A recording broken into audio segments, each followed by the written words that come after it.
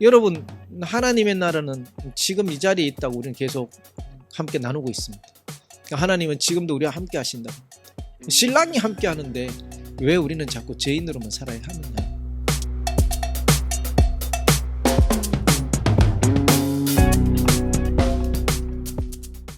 얼마 후 요한의 제자들이 예수를 찾아가서 물었다. 우리와 정통주의자들은 자주 단식을 하는데 당신 제자들은 왜 단식을 하지 않는 것입니까? 유대교 전통법에 따르면 하느님께서는 모든 백성에게 단식을 명령하셨는데 말입니다. 그러자 예수가 대답했다. 신랑이 피로연에 참석하고 있는 동안에는 아무도 슬퍼하지 않는 법입니다. 다만 그가 떠나고 난 뒤에야 비로소 사람들은 슬픔에 잠길 것입니다. 목숨이 붙어있는 한 사람은 슬픔에 잠겨서는 안 됩니다. 하느님을 외면적으로 섬기는 것은 사랑의 실천과 조화될 수 없습니다. 하느님을 외면적으로 섬기는 것은 낡은 가르침인데 그것은 이웃 사람들에게 사랑을 실천하라는 나의 새로운 가르침과 하나가 될 수 없습니다. 나의 가르침을 낡은 가르침과 결합하는 것은 새 옷에서 한 조각을 베어내 그것을 낡은 옷에 꿰는 것과 마찬가지입니다. 나의 가르침을 모두 받아들이든가 아니면 낡은 가르침을 모두 받아들이든가 둘 중에 하나밖에는 없습니다. 그리고 일단 나의 가르침을 받아들인 다음에는 깨끗하게 만드는 예식, 단식, 안식일 등에 관한 낡은 가르침을 따르기란 불가능합니다. 그것은 새로 담근 포도주를 낡아 빠진 가죽 술 자루에 담아둘 수 없는 것과 마찬가지입니다. 새 포도주를 낡은 자루에 담는다면 낡은 자루가 터지고 포도주가 새어버리고 말 것입니다. 그러니까 새 포도주는 새로 만든 튼튼한 가죽 술 자루에 담아야만 하고 그렇게 하면 포도주도 술 자루도 모두 온전히 보존이 될 것입니다. 안녕하세요, 여러분. 반갑습니다. 7월의 무더위가 우리를 아주 힘들게 합니다. 여러분, 더운 날씨에 건강하시고 또 이 더운 날씨지만 우리의 영적인 삶, 신앙에는 흔들림 없기를 바랍니다. 자, 오늘도 이어서 우리 톨스토이 복음서에 관한 이야기들을 나눠보려고 합니다. 오늘은 2장의 마지막 챕터입니다. 2-9 생활의 방식이라고 제가 좀 제목을 잡아봤는데 복음서는 분량이 얼마 되지 않습니다. 2쪽밖에 되지 않는데 누가복음 5장에 나타난 새 포도주는 새 부대라는 내용이 핵심 이야기입니다. 오늘 이 챕터는 사실은 그 좀 예수님의 가르침 그리고 기존의 종교적 전통과의 충돌에 대한 이야기가 아주 강력하게 일어나는 부분입니다. 예수님은 이제 그만하자는 거죠. 단절을 의미하는 그런 생각을 가지고 계시고 그래서 금식을 한다든가 하는 그런 외형적인 예배나 이런 외형적인 것보다는 사랑과 진리를 통한 새로운 삶의 방식을 제시하고자 했던 내용입니다. 그래서 톨스토이도 이 부분을 되게 좋아합니다. 그래서 새술은 새 부대이라는 이 이야기를 가지고 와서 예수님의 가르침이 기존의 그런 패러다임을 변형하고자 바꾸고자 했던 것입니다. 그래서 새로운 방식으로 살아가기를 바라는 거죠. 사실 시대라는 것은 바뀌지 않습니까? 그런 면에 있어서 우리들도 신앙의 모습도 본질은 가지고 있으나 바뀌어야 되는 것들 또 혹시 본질을 놓치고 있다면 본질로 돌아가야 되는 바뀜 이런 부분들을 한번 생각해 봐야 되는 우리가 아닌가 생각해 봅니다. 자, 이제 복음서 내용으로 한번 들어가 보겠습니다. 신랑과 함께하는 행복이라고 잡아봤는데요. 내용은 이렇습니다. 당신 제자들은 왜 단식을 하지 않는 것입니까? 신랑이 피로연에 참석하고 있는 동안에는 아무도 슬퍼하지 않는다. 전통주의자들이 와서 예수님께 왜 당신은 금식하지 않느냐? 여기는 단식이라고 번역되는데 우리는 보통 금식이라 하죠. 금식하지 않느냐라고 했을 때 그러면서 이제 비난하죠. 왜 당신은 먹고 마시고 즐기냐? 뭐 이런 뜻입니다. 거기에 대해서 예수님은 아니 혼인잔치를 하는 그 좋은 날 신랑이 와 있는데 어떻게 그렇게 할 수 있냐고 반박을 하는 것이죠. 이 말은 톨스토이 말로 좀 해석을 하면 하나님이 지금 현존 우리가 지금 같이 있는데 그래서 하나님이 계심을 이렇게 느끼고 경험하고 살아가고 있는데 무슨 살아가는데 의무를 따지고 그러냐. 그래서 의무적인 슬픔이나 그런 거는 필요 없다라고 이야기를 합니다. 이 말은 우리한테 아주 중요한 이야기 같습니다. 제가 어떤 이야기를 하나 들었던 것이 있습니다. 어느 신앙생활 오래 하신 여성도님이 계십니다. 이분은 늘 내가 죄인이라고 고백합니다. 그래서 주일날 예배 오거나 또 기도 시간만 되면 죄인이라고 고백하게 되죠. 예, 우린 죄인이기도 합니다. 그러나 의인이기도 하잖아요. 우리가 너무 많은 전통적인 문제 때문에 거기서 벗어나지 못하는 것이죠. 근데 이 성도님의 고백이 그렇습니다. 얼마 전에 와서 이 내가 죄인이라는 그 틀에서 벗어나서 자유함을 얻었다라고 해요. 여러분, 하나님의 나라는 지금 이 자리에 있다고 우리는 계속 함께 나누고 있습니다. 하나님은 지금도 우리와 함께 하신다고 합니다. 신랑이 함께 하는데 왜 우리는 자꾸 죄인으로만 살아야 하느냐.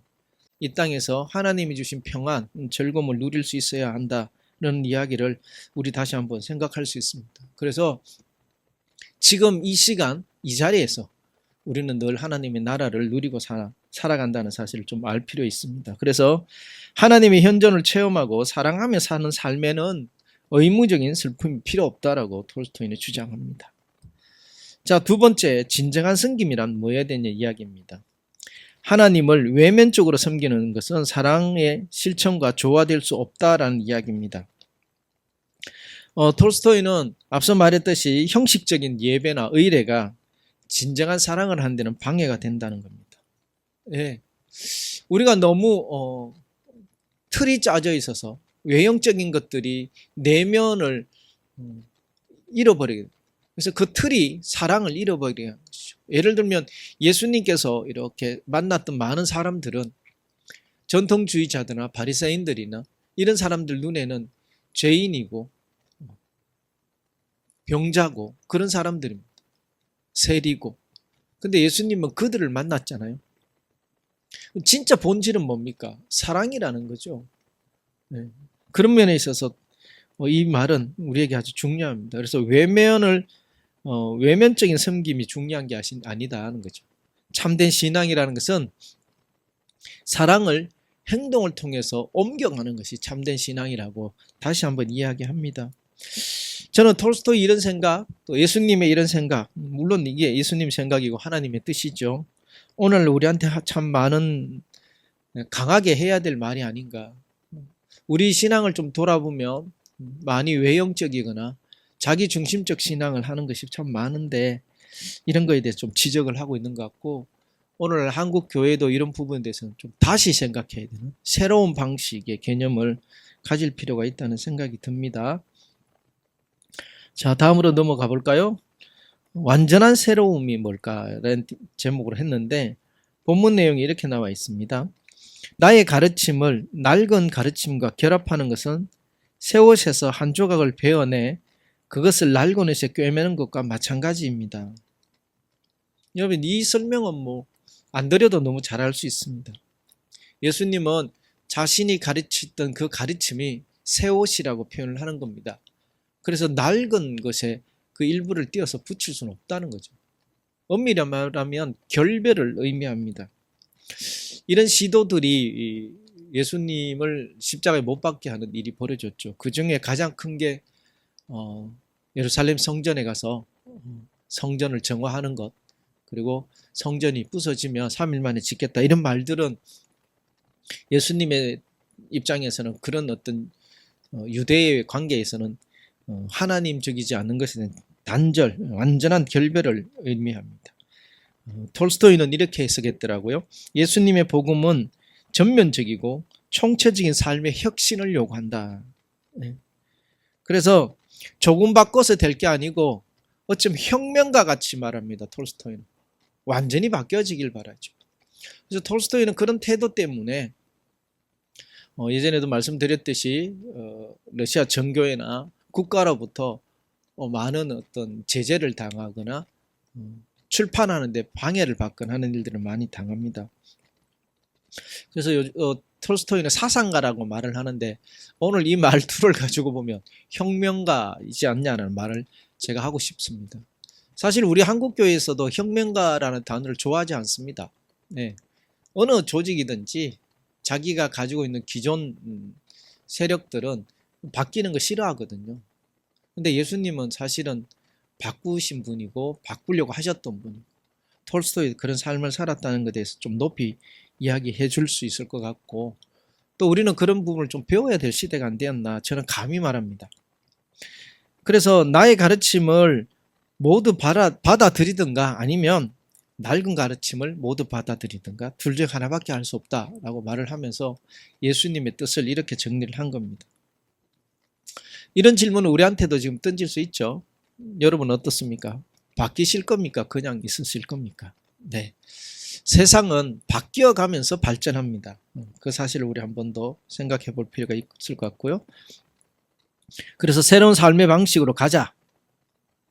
본문에는 그러니까 새 포도주는 새로 만든 튼튼한 가죽 술 자루에 담아야만 하고 그렇게 하면 포도주도 술 자루도 모두 온전히 보존될 것이다 라고 합니다.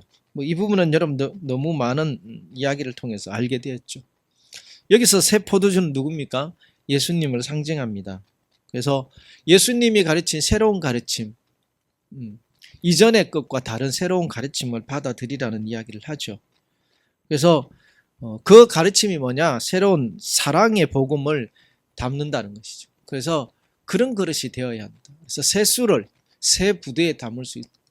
그런 이야기를 지금 우리에게 합니다. 다시 말해서 기존의 종교인 금식, 율법, 의식, 전통, 제사 이런 것들이 아니라 톨스토이는 이것을 사랑의 실천이라고 해석을 한 거죠. 그래서 하나님의 나라가 너희 안에 있다 이 말을 이 땅에서 이루어가는 그런 복음을 새롭게 담는 그릇이 되라고 이야기하는 것입니다. 자, 오늘은 좀 짧은 내용이었지만 우리에게 아주 중요한 이야기들을 많이 했습니다. 함께 좀 생각해 봤으면 하는 게 그렇습니다.